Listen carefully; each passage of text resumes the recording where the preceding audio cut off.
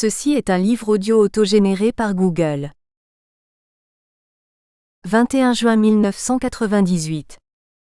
Ma vie a brusquement changé le 21 juin 1998.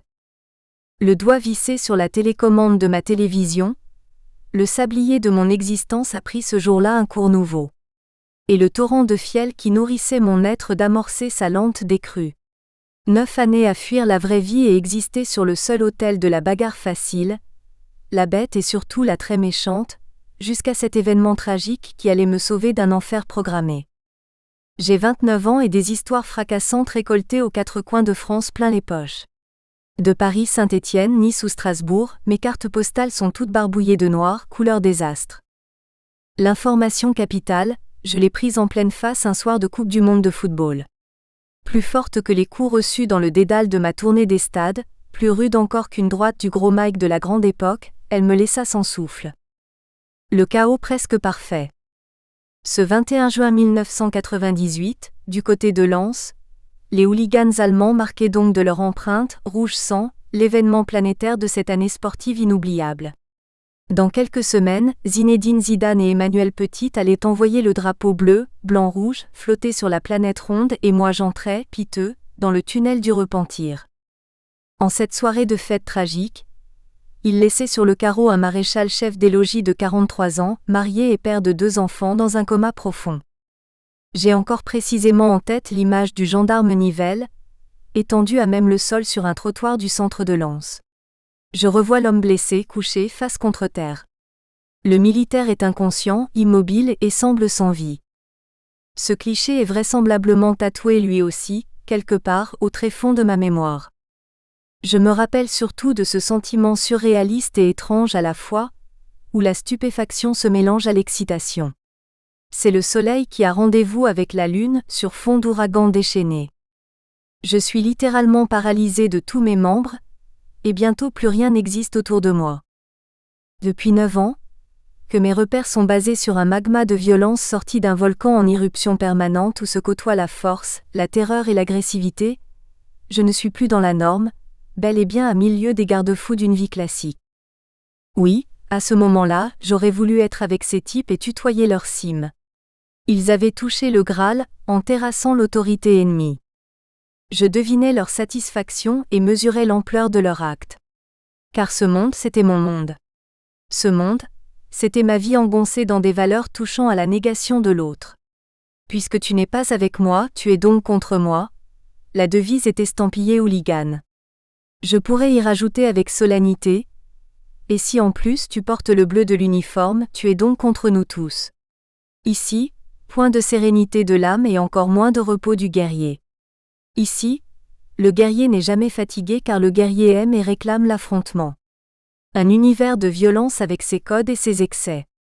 Un univers sans foi ni loi. Je savais du reste pertinemment que ce match programmé dans le Pas-de-Calais, Yougoslavie-Allemagne, sentait la dynamite non d'un point de vue sportif. Le paramètre n'a pas lieu d'être entre nous, gens de mauvaise compagnie, mais d'un point de vue politique. Réminiscence mûrie et cultivée depuis la Seconde Guerre mondiale. Parce que quoi que l'on en dise, le ballon rond n'a guère de considération dans ce milieu d'houliganie. Il n'est qu'un prétexte, presque immobile. Nazis, skins, racistes, fanatiques, tous ces genres que l'on croisait au début des années 1990 dans certaines travées de France, je les ai connus, croisés, fréquentés, combattus même. J'ai été des uns, j'ai côtoyé les autres mais je n'ai toujours suivi que ma règle. Oui à la violence facile et non, très peu à la politique et ses courants les plus extrêmes. J'ai donné, merci. Là oui j'ai existé. Reconnu, regardé, je me suis fait un nom et des amis. Bien plus en vérité que dans ma petite vie. Celle du chauffeur-livreur de profession qui traverse la vie côté coulisses. Le besogneux, le sans-grade, l'insignifiant. Qu'importe la façon, dira l'autre, pourvu que j'ai l'ivresse. Dès le lendemain et les jours qui ont suivi, je pensais aux gendarmes et je pensais à ces bourreaux. Et en pensant à eux, inconsciemment sans doute, je m'analysais, moi. Pendant les 6 semaines de son coma, je n'ai plus rien manqué de l'affaire. Coupures de presse, journaux télévisés, enregistrements différés. Tout mon quotidien n'a bientôt plus tourné qu'autour de ce fait divers. On y décrivait ces bourreaux comme des jeunes gens ivres d'alcool et de violence, crâne rasé, arborant de multiples tatouages révélateurs de leur culture de mort. L'image est d'Épinal quoique journalistiquement très colorée. On évoquait aussi ces sauvages qui se sont déchaînés, déclenchant la panique en ville, détruisant tout sur leur passage tels des troupeaux de bêtes dégénérées. Passé l'émotion, l'image ne correspond pas non plus à la froide réalité. Le vrai hooligan, ce fut mon cas, n'a pas besoin de boire. Il n'a pas besoin non plus de se droguer pour se transcender. Le hooligan est naturellement dangereux. Il programme ses actions, se donne les moyens de ses ambitions et puise sa satisfaction dans la terreur qu'il provoque. Il est, pour reprendre les termes de la justice de notre pays, toujours responsable de ses actes, avec l'intention permanente de marquer son territoire. Je pensais aussi beaucoup à ce CRS croisé un soir de forte houle au stade Geoffroy-Guichard de Saint-Étienne en décembre 1993, quand en pleine charge des militaires sur notre groupe, à l'heure de la grande panique du samedi soir, je m'étais retrouvé dans son dos. Et parce qu'à l'époque je me sentais intouchable, je lui avais tout simplement volé son casque. Et parce qu'à l'époque, je n'avais plus aucune limite, je sais aujourd'hui que j'aurais pu aller beaucoup plus loin. Et me retrouver à la place des 5 misérables Allemands, qui occupaient le devant de la scène médiatique en ce début du mois d'août 1998. Rétrospectivement, 6 ans et quelques nouveaux coups d'éclat plus tard, le vent du boulet me glace d'effroi. Voilà plusieurs semaines maintenant que l'agression de Lens a eu lieu, et je présume que les coupables sont, comme pour beaucoup, de ceux que j'ai rencontrés ici et là, de petits nantis. Leur attitude neutre, sans la moindre réaction face aux policiers, provoque mon dégoût.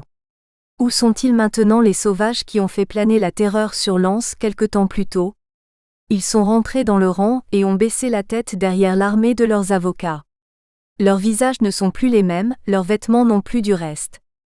Et si moi, j'avais été à leur place, qui m'aurait défendu ? Presque 2 mois maintenant se sont écoulés, et les premières images de convalescence de Monsieur Nivelle sont diffusées à la télévision. C'est un nouveau choc. Je suis maintenant franchement atterré, sincèrement anéanti et complètement sans voix. La sienne, la voix de Nivelle, a perdu le rythme et son corps est voûté. Il souffre de troubles sévères de la compréhension et de la parole qui ont nécessité une importante rééducation, en particulier orthophonique, et il subit une diminution de force musculaire.